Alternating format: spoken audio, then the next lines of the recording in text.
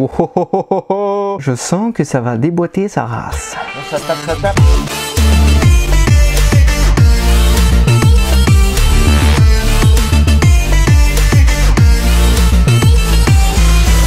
Vous avez été nombreux à me demander et à me conseiller de tester la JBL Boombox 2. J'ai même lancé un sondage pas plus tard qu'il y a 3 semaines pour savoir quelle enceinte vous voulez avoir dans ma prochaine vidéo recommandation entre la Harman Kardon Studio 7, la LG LP7 et la Boombox 2. Et devinez laquelle a gagné? Bah c'était la Boombox 2. C'était sûr! Donc me voici aujourd'hui pour tester ce gros mastodonte de chez JBL.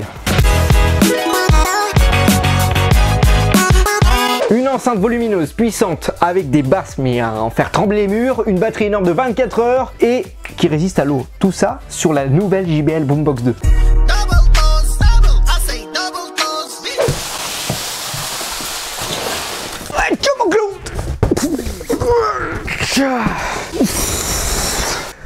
T'as vu ça mon Glaude? C'est pas un carton de PD ça, je te le dis. Pourquoi tout le monde dit que je suis pédé comme une reine? Tiens mon Glaude, t'as vu ce colis? Même le facteur en revenait pas. Il m'a dit mais comment je mets ça dans la boîte aux lettres? Je lui ai dit bah essayez donc de le rentrer. Il dit bah ça rentre pas, j'essaye depuis tout à l'heure, ça veut pas rentrer. Ça fait 3 fois la boîte aux lettres ce colis. Je lui ai dit bah il va falloir que je la prenne du coup. Bah ouais. Oh vin de Dieu, le vin de Dieu. Ça fait 20 dieux, ouais, ça fait 20 dieux. Oh, 20 Dieu, c'est qu'elle est pas légère en plus. Oh, je sais pas où y mettre. Donc voici à quoi ressemble le colis. Donc comme vous pouvez le voir, là il a du vieux scotch de merde. Hein. Le produit n'est pas neuf. On peut voir, regardez, Amazon Warehouse. Donc ça veut dire Amazon Occasion en français. Et justement j'ai commandé ce colis en occasion parce que c'était moins cher. Là je l'ai eu pour 450 et quelques. Donc voilà, c'est un bon prix. Amazon Occasion, pour ceux qui ne connaissent pas, c'est par exemple moi qui va acheter le produit, je vais le garder un mois, il va plus me plaire, je vais le renvoyer. Et après eux ils vont voir dans quel état tu renvoies le produit et ils vont estimer un prix, ils le remettent en vente et c'est là que tu fais des bonnes affaires. Donc j'ai pris la version camouflée parce qu'il n'y en a pas de vidéo là-dessus en français, il n'y a que des noirs. Ah ouais d'accord. Et ben on va pas s'attarder là-dessus et on va déballer tout ça, c'est parti. Donc hop, on prend le couteau du chef, tranquille là. Oh, je savais pas. Oh. Oh, oh Dieu, j'ai jamais déballé une enceinte aussi grosse. Comme toutes les enceintes de chez JBL, on a un carton où à l'intérieur se trouve un chargeur secteur, hein, exactement comme les ordinateurs portables, c'est plutôt pas mal je trouve. Après tu vois c'est pas du USB type C, donc c'est à dire que si tu n'as plus de batterie, et bah t'as intérêt d'avoir ton chargeur sur toi. Vous croyez pas qu'on a autre chose à foutre? Là je parie que nous avons la belle notice d'utilisation. Alors voyons voir, Kit Start Guide, voilà c'est bien ce que je disais. Bref, de quoi se documenter si tu t'ennuies. Et pour terminer, l'enceinte Bluetooth. Oh ben je sais qu'elle est pas légère. Donc voilà à quoi elle ressemble. Franchement j'adore le design. Surtout cette colorimétrie camouflage. Moi je voulais à tout prix cette colorimétrie. Et d'ailleurs je suis tombé dessus et elle était en occasion. Donc ça c'était cool. Tout le monde s'en branle, moi le premier. À l'avant de l'enceinte nous avons le logo JBL, l'ancien. Parce que oui bah, maintenant on a le nouveau logo JBL sur la nouvelle génération. Comme la JBL Charge 5 ou la Extreme 3. Je pense que la nouvelle génération de la Boombox sera pareil. On a un petit liseré comme ça. Un petit support en caoutchouc dessous. Je pense que c'est pour éviter qu'elle glisse quand on la porte, avec des petits traits en relief. Je trouve que c'est plutôt pas mal. Sur le dessus on a un caoutchouc transparent qui cache le logo en plastique Boombox en doré. Il y en a qui aiment pas, moi personnellement ça me dérange pas, au moins ça fait moins vide sur le dessus. Les boutons, bah, comme d'habitude hein, comme toutes les JBL, nous avons le bouton Party Boost pour connecter jusqu'à une infinité d'enceintes. D'ailleurs c'est pour ça que c'est le logo infini sur ce logo. Donc par exemple je peux connecter la JBL Charge 5 avec la Extreme 3 et la Boombox 2. Ça je peux te dire que là ta Rapta tu l'as fait et tu réveilles les voisins. Pour me demander de baisser le volume. On a le bouton volume plus et moins, le bouton power, le bouton pour appareillage Bluetooth, le bouton play pause qui fait aussi office pour changer de musique. Sur les côtés nous avons les radiateurs passifs qui sont en aluminium. Juste au-dessus du radiateur passif on a une sorte de relief en 3D là, ça donne du volume à l'enceinte et c'est bien parce que justement cette enceinte est censée avoir du volume vu que c'est la Boombox, c'est l'une des plus grosses enceintes de chez JBL. À l'avant on a oublié, on a une petite lettre qui nous indiquera le pourcentage de batterie. À l'arrière nous avons un gros support en caoutchouc antidérapant pour éviter que l'enceinte vibre quand bah il y a des grosses basses et d'ailleurs il y en a besoin sur cette enceinte. À l'arrière qu'est-ce que nous avons? Nous avons un cache d'étanchéité où à l'intérieur se trouve le port pour recharger l'enceinte, le port USB type A pour pouvoir recharger votre smartphone ou d'autres périphériques parce qu'elle fait powerbank, et nous avons un câble micro USB. Alors je sais pas à quoi ça peut servir, peut-être à recharger l'enceinte pour dépanner, mais je pense que ça va recharger l'enceinte pendant très longtemps. Et un port jack. L'enceinte fait 48,4 cm de long, 20 cm,1 de large, 25 cm,6 de hauteur. Ce sont des dimensions plutôt imposantes, oui. Donc eh ben, on va appairer tout ça, on va l'allumer et on va voir quels sont... Ah, et j'en suis sûr que je serai obligé d'aller dehors parce que le son est tellement puissant que ça va faire brouiller le micro. Oh, oh, oh, oh, oh. Je sens que ça va déboîter sa race. J'ai toujours rêvé de tester cette enceinte et me voilà en face d'elle. Mon compte en a pris quand même un coup, hein, je tiens à vous le dire. Mais c'est combien un gros paquet de blé, hein? Combien il faut que je mette? Donc là c'est parti, bon là c'est à 50% du volume, c'est un peu fort non? Attends, pas de son, c'est pas normal. Ah, faut monter le son à fond. Banjo mon glos, ça m'a surpris le son. Oh, les basses mon glone.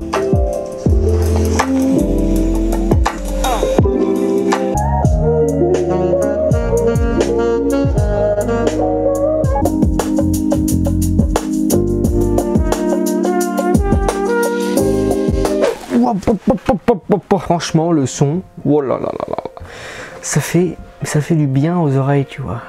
Quand tu mets le son à fond, t'as pas mal aux oreilles. Et pourtant, ça fait fort, mais t'as pas mal aux oreilles. Pourquoi? Parce que le son est de qualité. Et qu'en plus, on a des basses, mais des profondeurs dans les basses. Oh là là, ça me donne la larme à l'œil. Alors, au niveau des aigus, on a des bons aigus, mais on n'est pas au niveau d'une Harman Kardon. La Onyx Studio 6 et la Studio 7 qui va bientôt arriver sur la chaîne, on n'est pas au niveau de ces Harman Kardon au niveau des aigus. Mais on a des bons aigus. Certaines personnes diront que les basses prennent le dessus sur le tout. Alors moi je suis pas d'accord parce que moi je suis un fan de basses et des basses comme ça, des basses profondes. Même le cul de ta mère. Par exemple, si t'es en intérieur, c'est sûr que tu vas trouver que t'as un caisson de basse dans la baraque, et que ça va prendre le dessus sur les aigus. Donc certaines personnes voudraient justement réduire ces basses pour pouvoir profiter plus des aigus et tout dépendra aussi de la musique que tu écouteras. Malheureusement, ce n'est pas le cas. On peut pas modifier ça sur l'application JBL. On n'a pas un égaliseur comme chez Soundcord ou chez Sony. Ça, c'est le truc que je regrette. Mais tu peux le faire via ton smartphone parce qu'il y a des égaliseurs sur les smartphones. On a un bon spectre audio, même si c'est quand même une enceinte directive. Hein.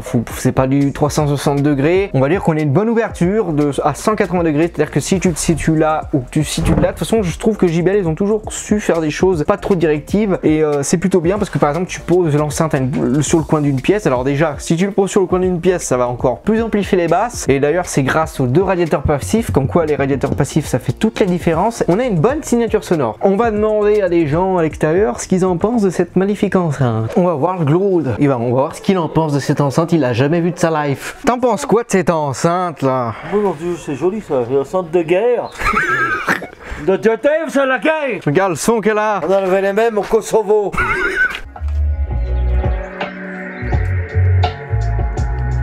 Ça pète. T'as vu ça? Ça va péter. T'en penses quoi du son? C'est une vraie mine. Ça tape. On dirait les Platters dans les années 60. On va demander la mémé. Ah, la... Faut mettre un machin qui tape, faut pas de la machin. Ouais mais oui, je vais mettre une machin qui tape, tu vois. Qui tape. Elle va danser avec le déambulateur, la mémé. Alors l'enceinte n'a pas la même puissance sur batterie et sur secteur, c'est exactement comme Harman Kardon. Sur batterie, on aura une enceinte de 60 watts, soit 2 x 30 watts, et sur secteur, on aura une enceinte de 2 x 40 watts. Et je peux te dire que tu la sens la différence. Tu la sens, donc quand tu vas en soirée, n'oublie pas ton chargeur parce que là tu vas faire dépoter la baraque. L'enceinte est équipée de l'IPX7, c'est-à-dire qu'elle résistera à l'immersion dans l'eau. Donc dans un évier ça va pas rentrer, mais par contre dans une baignoire oui, tu peux le mettre easy. Tu n'auras pas de souci à se faire si tu veux mettre de la musique devant la plage ou devant ta piscine et que tu l'éclabousses sans faire exprès, ou malheureusement quelqu'un trébuche sur cette enceinte et tombe comme une grosse merde avec, et ben elle marchera. Donc par contre faut pas la laisser dans l'eau hein, parce que je pense qu'au bout de 30 minutes elle va commencer à se noyer. Mais si tu la fais tomber accidentellement, elle va résister. Non par contre elle va couler hein, parce qu'elle est quand même assez lourde et il n'y a pas de flotteur sur cette enceinte, hein, c'est pas un bateau. Faut y arrêter le cinéma, faut y arrêter, oh. L'autonomie, l'enceinte a une grosse batterie de 10 000 mAh, de toute façon c'est ce qu'il faut pour une grosse enceinte comme ça avec autant de puissance, et ce qui fait qu'on a une batterie de 24 heures d'autonomie, ce qui est pas mal. Alors c'est plus ou moins respecté, à utilisation modérée on sera plutôt sur les 22 heures, de toute façon c'est comme ça. Hein. Eux ils vont calculer l'autonomie sur l'enceinte en veille, c'est-à-dire qu'elle est allumée sans musique. Oui, je vais comprendre pourquoi ils font ça, c'est pour on va dire augmenter l'autonomie pour que quand tu l'achètes tu dis oh putain 24 heures alors qu'en fait c'est pas du tout ça. Mais bon 22 heures d'autonomie à utilisation modérée c'est plutôt, c'est même très bien même, et à utilisation intensive on sera plus sur du 19h 20h, c'est tout de même bien. De quoi insonoriser une bonne grosse Rapta, et de toute manière comme je t'ai dit si tu fais une Rapta en extérieur l'extérieur, oui, tu seras forcément sur batterie, mais en intérieur, n'oublie pas, prends le petit chargeur secteur si tu veux avoir 20 watts de plus sur l'enceinte. Excusez-moi, j'arrive plus à parler. Conclusion. Alors franchement, c'est une très bonne enceinte, mais par contre, elle est chère. Oui, 500 balles mon pote quand même. Je peux te dire que ça fait la moitié d'un mois de salaire. L'enceinte est lourde, honnêtement, c'est pas une enceinte que je trimballerai tous les jours, mais après c'est pas parce que l'enceinte est... Oh putain, merde. Sinon on a un beau design, une bonne qualité d'assemblage et de matériaux. Le son est puissant. Sur ce c'était Dirty Llama, on se retrouve dans 15 jours pour un petit comparatif entre celle-ci et la Aiwa Exo 9 et ça va envoyer du lourd. Balèze! Je vais te goumer!